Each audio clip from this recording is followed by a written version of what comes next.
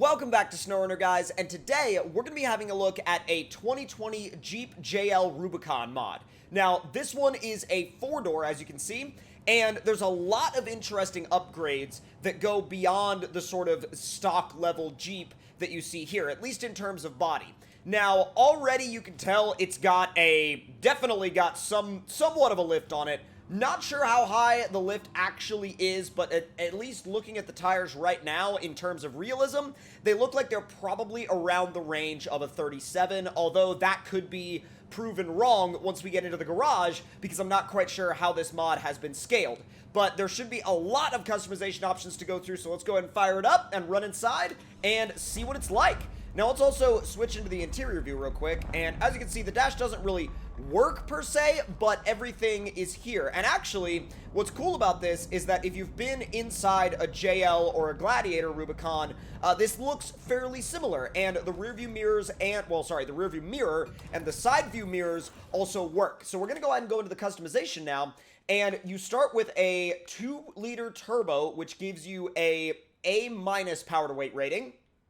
You can bump up then to a 3.6-liter V6. You also have the option of a V6 Eco Diesel, which is a 3-liter. Now, the gas engine, for some reason, they've given it a better durability rating than the diesel engine, but it's not by much. It's a B+ or a B. I'm personally going to actually go with the diesel because that's an engine option that I've never seen used in a Jeep mod for SnowRunner, so I feel like it'd be an interesting one to try out. So we'll go for that.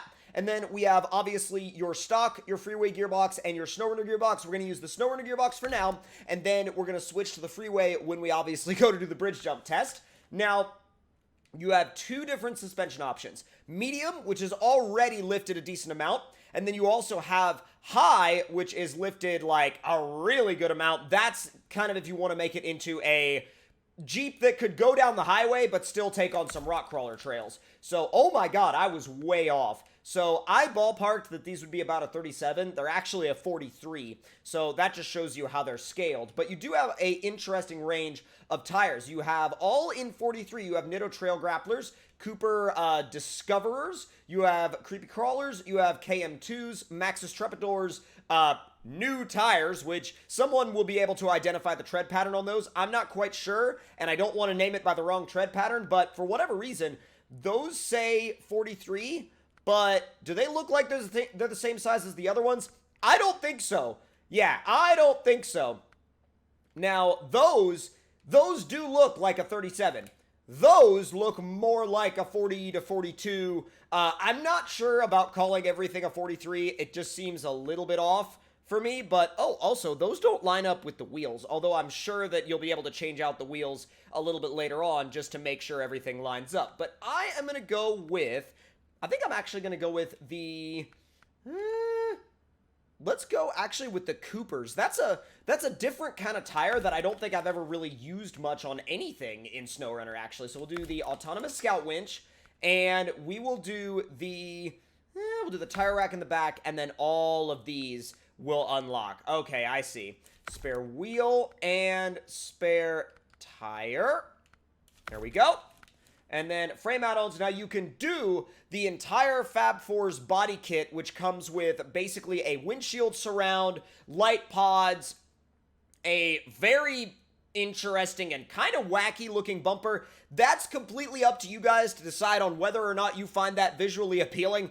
I'm not going to say one way or the other because I don't want to necessarily sway somebody's opinion one way or the other, but that is completely 100% up to you to decide whether or not you like it. And then you have a different Rubicon sticker. Is that... Oh. What is the... Oh, the miscellaneous stuff is like windshield wipers and stuff. That's kind of cool. The Rubicon sticker is... Well, I guess there's already a Rubicon sticker on there. That's kind of weird. So I guess it's just already there. Jeep Hardtop Fab 4s, Jeep Hardtop Default...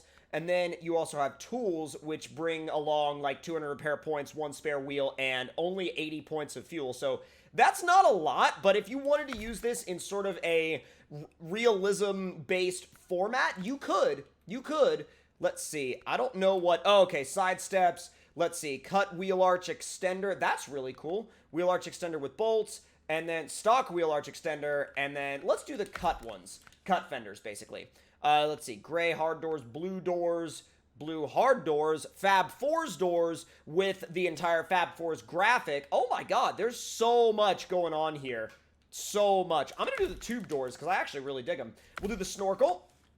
And then we can do a light bar up top, which it's not necessarily something you have to have, but it's cool to have it.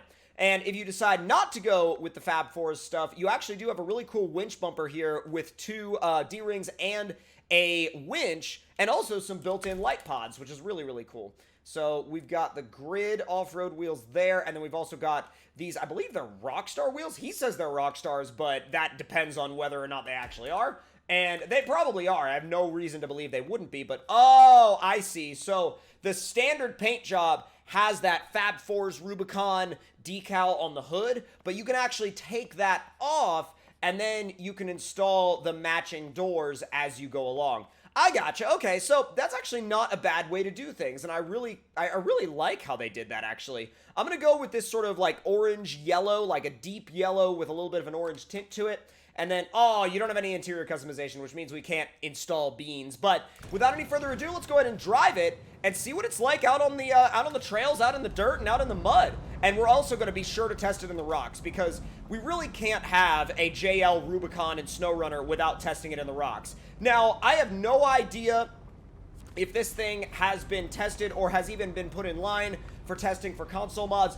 But probably not, but we'll have to wait and see on that. Now, in terms of trailers, you have your standard assortment of Scout trailers, and that's all you get. It actually seems like he has made quite the effort to make sure that it feels pretty well balanced within the actual game, because none of the upgrades really put it all that far outside of what would be considered balanced in the actual game in terms of a Scout. It just looks really good. So, and by the way, I do have to say, he's done a good job with the looks of the Jeep. It is a really good looking Jeep. Now, when you put the tube doors on, it's really cool to use the interior view, because you kind of got this, like, different take on, you know, looking outside. And you can actually look out towards your wheel if you're not driving off into the grass as you're doing it. But you can look out at your wheel if you're wanting to do some, you know, in-car, realistic, rock crawling based stuff. So let's see how it does through here. Let's just, you know what? Hold on. I'm going to put it in high and just, like, send it full throttle. You know what? That's actually, okay, surprisingly slow for high. This is flat out in high. This is nothing, you know, this is not like low plus or anything like that, but I actually like it because that'll give you just a little bit more speed than low plus, but not a lot. Like, if you want something that's just a tiny bit faster that you can use for sort of bumping yourself up a set of rocks or something, but you can easily still modulate the power, that is going to be it right there. And by the way, can I just say that against a backdrop like this thing looks awesome. I mean, what an awesome time to have a JL Rubicon in SnowRunner. Like, dude, I don't know about you, but like having a JL Rubicon, especially one that looks this good in SnowRunner, is really freaking cool. And I'm sure there will be parts of it and, you know, little bits and pieces of it here and there that like some people may not care for, but that all depends on your personal standpoint on what you look for in a mod, because there's always going to be certain things that some people are not going to like about certain vehicles. But that's what makes the mod community so great, because, you know, if you don't like a certain characteristic or a certain vehicle, you can either make the suggestion or you can, you know, choose not to use that one and use a different mod. So it all depends on, you know, what your personal likes and dislikes are about specific mod traits. Let's see how it does with a little bit of climbing here. Okay, that's really impressive, because that means that the rocks themselves, because we all know that the rocks themselves don't have all that much grip, but this thing didn't care. It drove right up those rocks without any issues. Now, what's really cool about having that level of rock traction is the fact that you can actually take this and rock crawl with it, and it feels like you're not being held back by, you know, constant slick rock physics. Like, look at this. Look at that. That was in automatic mode. Barely even trying to climb up that hill, and it was like, oh yeah, no problem. We got it. Don't worry about it. We got it. We're good. Don't even worry about it. And I think the fact that this thing can even do that really, really sets it apart from a lot of other vehicles in its class, and even a lot of other mods in its class, because I feel like you could take this thing to a genuine rock crawling map and have a blast with it. And as a matter of fact, I think I will in the future because it seems like it'll be 100% worth doing. So let's run it right off the edge and see how it reacts. Wow. I mean, it got some damage, but it didn't flip over. That's pretty impressive in terms of, like, center of gravity. So before we throw the highway gearbox in it and attempt the bridge jump, we're going to make a quick run through the mud. We're not going to spend a lot of time there because we spent most of our time doing some rock testing, which is where I really wanted to spend my time in this thing. I felt like it was probably the best place to spend time. But shallow mud, really, really good, and high, actually. Really good. Dude, no worries at all. Now, in the deeper mud, it probably will slow down a little bit, and this is probably the only mud lane I'm going to do with it, but yeah, that's right about what I expected, although in standard low, it does really well. Now, keep in mind, this is not low minus, this is standard low, but if we put it in low minus, it does slow down quite a bit, which tells me you don't need to actually go that low, you know what I mean, in terms of what gear range you use. Now, low plus does nothing for you, but when it gets real thick like this, you will have to go into low minus because it will start to be like, hey, that's really deep, bud, and I don't know why you're going in there, but it's extremely deep, and you should probably rethink your plans. So now, I don't think that because of, like, not because it did a bad job, but because we got a really good idea of how it did based on that particular mud lane, we're not going to go to the really deep mud lane because it's not necessarily the most mud-focused vehicle. I mean, I think it's actually, like I said before, very well balanced for what it's trying to be. Now, we'll do the dips obstacle, and then we will throw the highway gearbox in it and run right down to the bridge jump. So you will have to do a little bit of angling, which is completely understandable. I get why you would have to do that. But easy does it through there. There you go. The wheelbase is sort of right at that sweet spot where as long as you angle just enough, you'll be okay. And that's what I was kind of wondering, is I was kind of wondering if the wheelbase to tire size ratio would throw this thing off a little bit. But no, it doesn't. It's actually in a really good place with this test. Yeah, in most maps that have obstacles like this could make it through no problem at all. So, with that being said, I'm going to go ahead and repair and refuel, and we're going to go with our highway gearbox, our slightly more sort of top-end friendly engine choice, which would be the gas engine, and I'm going to make sure to refresh that. Oh, it's unhappy with me because I had it in low plus, and this gearbox doesn't have low plus. Oh, that's annoying. So you got to take it out of low plus, and then you got to put the highway back in it, and then you got to refresh it, and then that basically adds a 6th gear. Let's see how much faster high range is now.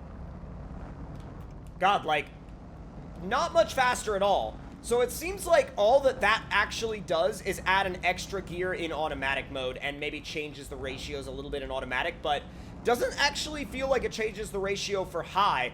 High range still feels pretty slow, which again, I'm not complaining about. I like it in terms of like trail riding purposes, but turn! Holy understeer, it did not want to turn. Most trucks, when you turn and then you actually like power down, the front axle will get grip and it'll help rotate the truck. This, it was like, nah, don't worry about it. We're just gonna go straight. Oh, get off the wall! There's 6th gear. Go, go, go, go, go, go, go, go, go! Go! Oh, right into the barrels. Okay, well, I mean, to be fair, it did actually do pretty well. It might not have cleared the barrels, but it did actually make it to the barrels, which is something that not all vehicles actually could do. But if you guys enjoyed this video, make sure you let me know your thoughts and opinions in the comments below. Hit that like button if you enjoyed, and you can check out this mod by the link in the description box down below. And also, if you're new around here, please do click that subscribe button and turn on those notifications, and I'll see you guys next time.